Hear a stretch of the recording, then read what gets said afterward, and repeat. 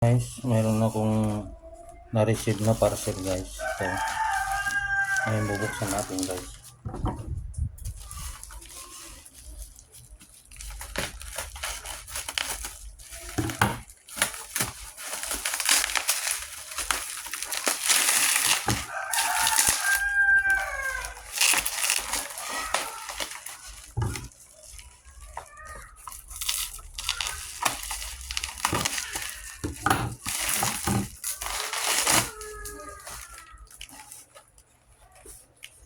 Ito yung guys yung karton ng guys.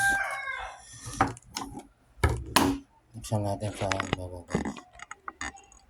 Ayan. Dito nyo guys.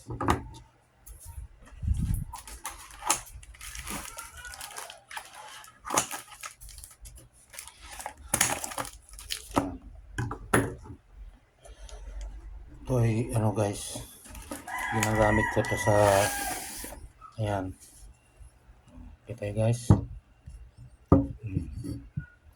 Mas mura kasi sa online kaysa sa auto supply pag bumili nito guys. Alam nyo guys kung saan ito ginagamit.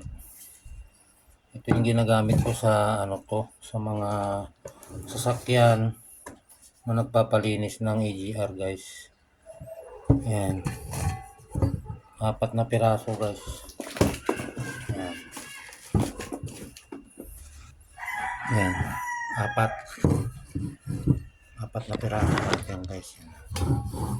Ayan, 4. Throttle body, carb and choke cleaner. Ayan.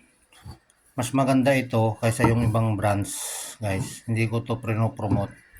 Pero sa dami ko nang nagamit na ano, panglinis ng mga EGR, throttle body. Ito yung pinaka the best talaga na maglinis guys. Throttle body, carb and choke cleaner. Kasama na yung EGR paglinis nito guys. Kaya pag bibili kayo, ito Aeropack ang tatak niya. Aeropack. Itong bilhin nyo guys. Sa online, itong 4 na to nagalaga lang ng 500 plus. Samantala sa auto supply, pag binili mo to, nasa 200. So, nakatipid po tayo guys.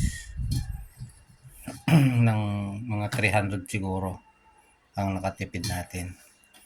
Itong isang ganito, kaya na ng linisan ng isang EGR. Kahit anong klaseng sasakyan, kaya nang linisan to. Saka yung throttle. Sama na yung throttle paglinis. Ayan guys. Pero siyempre, bago pag sobrang dumi yung EGR, kasi minsan pag may nabuksan akong EGR, lalo dun sa may intake, grabing kapal guys. Ang ginagawa ko siyempre, sinusungkit ko muna ng screw o kaya something na malapad na matigas. Sukitin ko muna yung mga carbon na nandun sa loob pag medyo malinis na, at ano, ito na yung susunod natin na pang spray. Yan, siyempre habang in-spray natin, may kasunod na paint brush o kaya yung toothbrush na pang kuskus. Yan, para sure na malinis. Ito yung ginagamit ko guys. Kaya pag bumili din kayo sa online,